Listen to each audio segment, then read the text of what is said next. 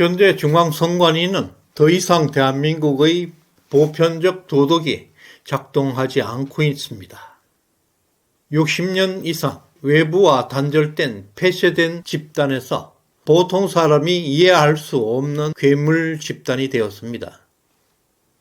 특히 가장 큰 위기는 선거 조직이 극도로 이렇게 참혹하게 부패하고 있는데도 국가 권력, 국가 공권력이 작동하지 않고 있다는 것은 사실상 공동체의 파국, 국가의 붕괴 현상이 나타나고 있습니다. 중앙선관위는 5급 승진 관련 자료를 고의로 제출하지 않고 그 대신에 다른 직급의 자료만을 제출하는 교활한 수법으로 감사원을 속여왔습니다.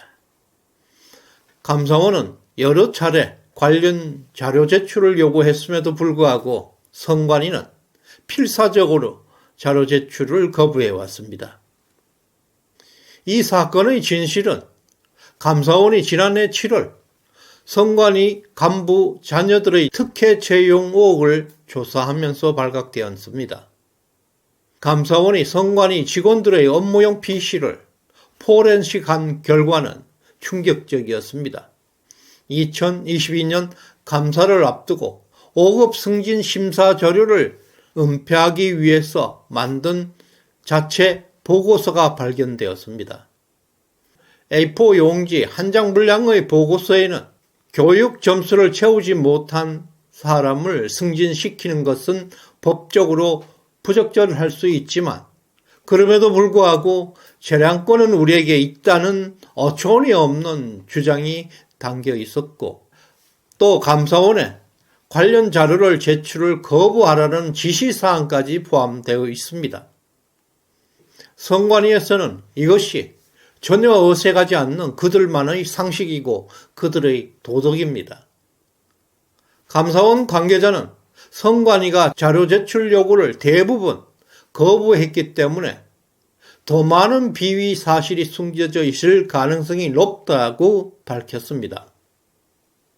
2022년 감사에서 선관위 직원 128명이 청탁금지법을 위반하는 금품을 수수한 사실도 적발되었습니다.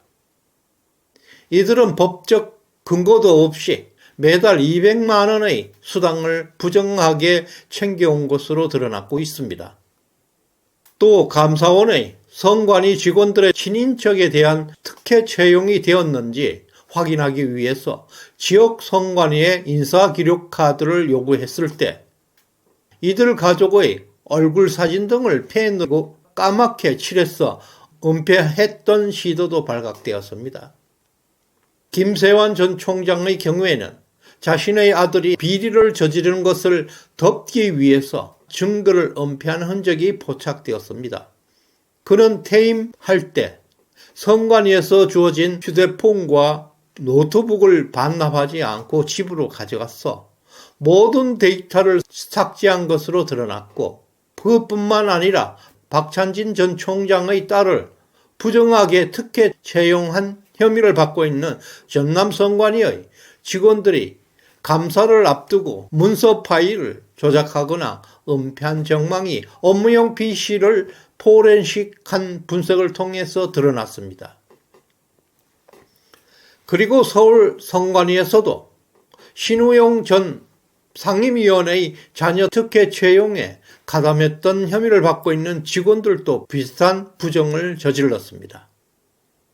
이들은 감시를 앞두고 관련 문서를 파쇄한 것과 자녀의 가족 관계가 삭제된 인사기록 카드를 제공한 것으로 드러났습니다. 이번에 선관위에서 드러난 부패와 비리는 60년 넘게 폐쇄된 조직에서 쌓여왔던 한 단면일 뿐입니다. 어느 정도 예상된 일이었습니다. 그러나 이런 쓰레기들이 60년 넘게 대한민국 선거를 관리해왔다는 사실이 정말 놀라움을 주고 있습니다. 그럼에도 불구하고 선관위의 이러한 부패상에 대해서 민주당의 침묵은 매우 수상합니다. 그동안 선관위의 엄청난 타락과 부패상에 대해서 민주당은 국정감사 등에서 쉴드를 쳐온 이유를 이제야 알게 되었습니다. 총선 이후에 정부 여당은 야당과의 협치를 위해서 영수회담도 했고 이태원 특별법 처리를 동의하는 등 협력하는 모습을 보였습니다. 그러나 선관위 비리에 대해서 감사원의 발표가 나온 직후에 민주당의 태도는 갑자기 초강경으로 돌변하고 있습니다.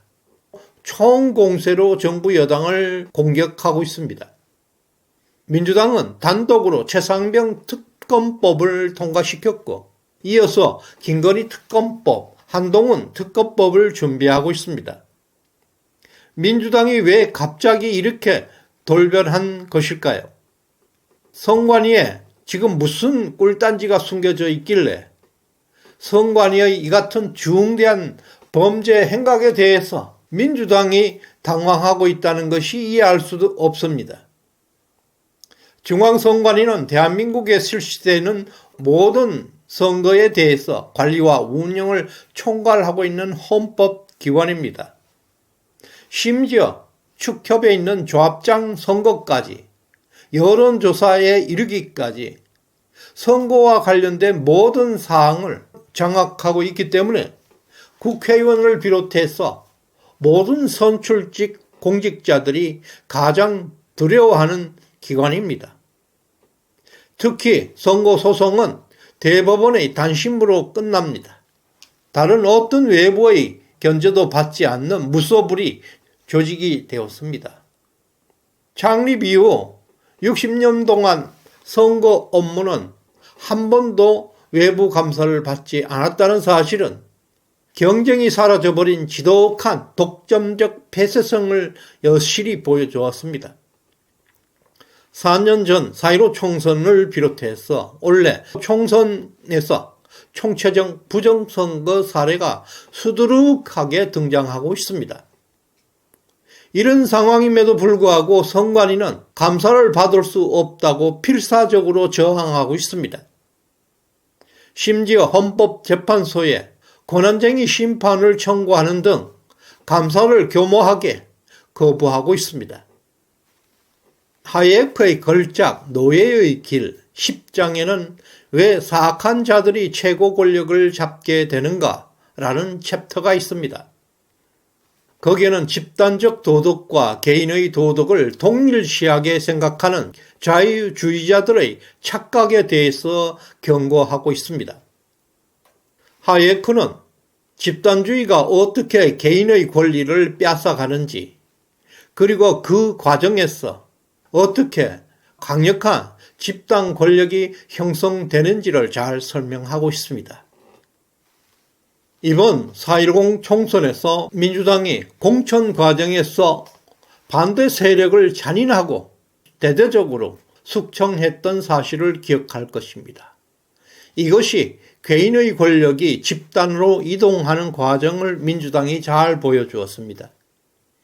이렇게 이전된 집단 권력은 개인들이 가지고 있었던 개별 권력의 총합보다 훨씬 막강하고 잔인하고 무서운 집단 권력이 탄생되는데요. 무수하게 분산되어 있던 개별 독립된 개인의 권력을 박탈하고 거대한 집단 권력으로 통합시켜 나감으로 해서 집단주의나 파시즘 권력으로 발전하게 됩니다. 지금 대한민국에서 이런 현상을 목격하고 있습니다. 왜 사악한 자들이 최고 권력을 잡게 되는가?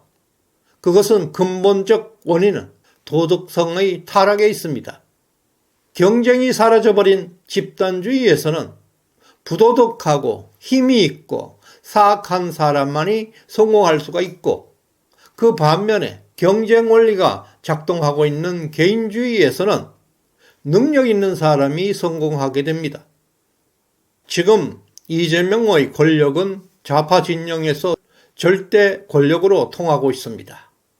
하이에크가 경고한 바와 같이 집단 권력의 극단적 예를 민주당이 보여주고 있습니다. 이재명의 집단 권력은 개인들에게 분산되어 있던 권력의 힘보다 훨씬 막강하고 강력한 권력으로 통폐합되었습니다. 그들에게 두려움의 대상입니다. 현재 이재명은 마키아벨리 군주론의 잔인한 권력자의 표상이 되었습니다. 현재 대한민국은 이재명과 문재인과 같은 사악한 자들이 어떻게 권력을 장악하게 되었는지 똑똑하게 보여주고 있습니다. 그 시작은 문재인 선거 캠프 출신 조혜주로부터 시작되었습니다. 선관위는 60년 이상 썩고 부패한 집단이었습니다. 우리가 흔히 생각하는 자유주의 도덕이 선관위에는 절대 작동하지 않고 있습니다. 대한민국 조직에서 가장 이질적인 집단이 되었습니다.